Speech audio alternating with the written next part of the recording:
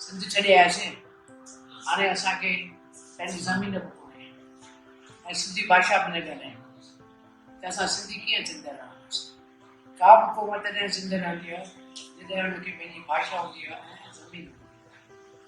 हाणे हिन ॾिस में त हाणे असां सिंधियुनि काफ़ी सुठे नमूने सेटल थिया आहियूं। पहिरीं जॾहिं आयासीं तॾहिं असांखे पंहिंजे अपनी रोज़ी रोटी जो सवाल, हाणे उहो बि कोन्हे त उन विच में असांजी सॼी सिंधी भाषा ख़तमु थी वई। हाणे असां सभिनी सिंधियुनि जो फर्ज़ु आहे त पंहिंजी सिंधी भाषा कीअं बचायूं। हिन लाइ आशा चार भेण काफ़ी सालनि खां हिन जे बारे में काफ़ी महिनत करे रही आहे ऐं सरकार खां घुर करे रही आहे त असांखे सिंधी ॻाल्हाइणु खपे। हिन वक़्तु असांजो प्रधानमंत्री नरेंद्र मोदी ख़ुदि चवे थो त जॾहिं मां गुजरात में रहंदो हुउसि, सिंधियुनि जे घर में वेंदो हुउसि त सिंधी माण्हू सिंधी ॻाल्हाईंदा, सिंधी ज़ालूं पंहिंजी सिंधी पोशाक पाईंदियूं।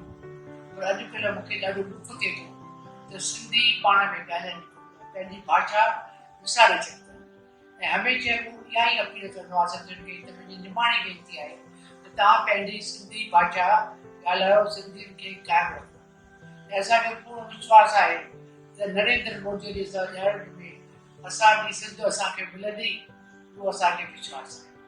हाणे असांजा भाउर भेनर असां सिंधी ॻाल्हायूं, पंहिंजे ॿारनि सां ॻाल्हायूं। कंहिं मूंखे चयो त माउ ऐं पुटु पाण में अंग्रेजीअ में ॻाल्हायूं, ॾाढी शर्म जी ॻाल्हि आहे। असां त मूवमेंट हलायूं था ऐं नरेंद्र मोदी असांजो प्रधानमंत्री चाहे जॾहिं सिंधियुनि जा सभु कम करे थो त असांखे सिंधी चैनल ॾेई सघे थो। हाणे सिंधी चैनल असां संभाले सघूं न संभाले सघूं उहो असांजो फर्ज़ु आहे ऐं असां ॾिसंदासीं। असां वटि एतिरे क़िस्म जा कलाकार आहिनि, सभु कुझु आहे, असांखे सिंधी चैनल मिलणु खपे। तव्हां सभिनी भाउ भेनरुनि खे इहा ई मुंहिंजी वेनती आहे त आशा जेको पंहिंजो प्रोग्राम शुरू कयो आहे ऐं असां हुनखे सहयोग ॾियूं ऐं तव्हांखे वधीक आशा चांद ॿुधाईंदी त कहिड़े नमूने तव्हां पंहिंजे मोबाइल ते पंहिंजो अपील कयो, सभिनी खे ॿुधायो। इहा ई मुंहिंजी तव्हांखे निमाणी वेनती आहे ऐं नरेंद्र मोदी प्रधानमंत्री जे असांजी इहा ई अपील आहे।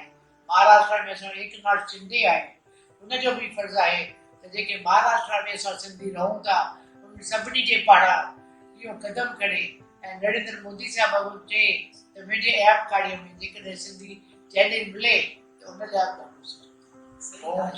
तव्हांखे ख़बर आहे दादी, पाण ट्विटर जो अकाउंट खोलियो आहे ऐं पाण बि ट्वीट कयो अथई। तव्हां सभिनी खे इहा अपील था कयूं त ट्विटर ते अकाउंट खोलियो, सोशल मीडिया जे ज़रिए असीं सरकार ते ज़ोर पार आणियूं जीअं सरकार बि असांजी हीअ घुर मंज़ूर करे। अचो त सभई गॾिजी सोशल मीडिया ते ट्विटर अकाउंट खोले ट्वीट कयो हेठि ॾिनल माण्हुनि खे। जय झूलेलाल। जय झूलेलाल।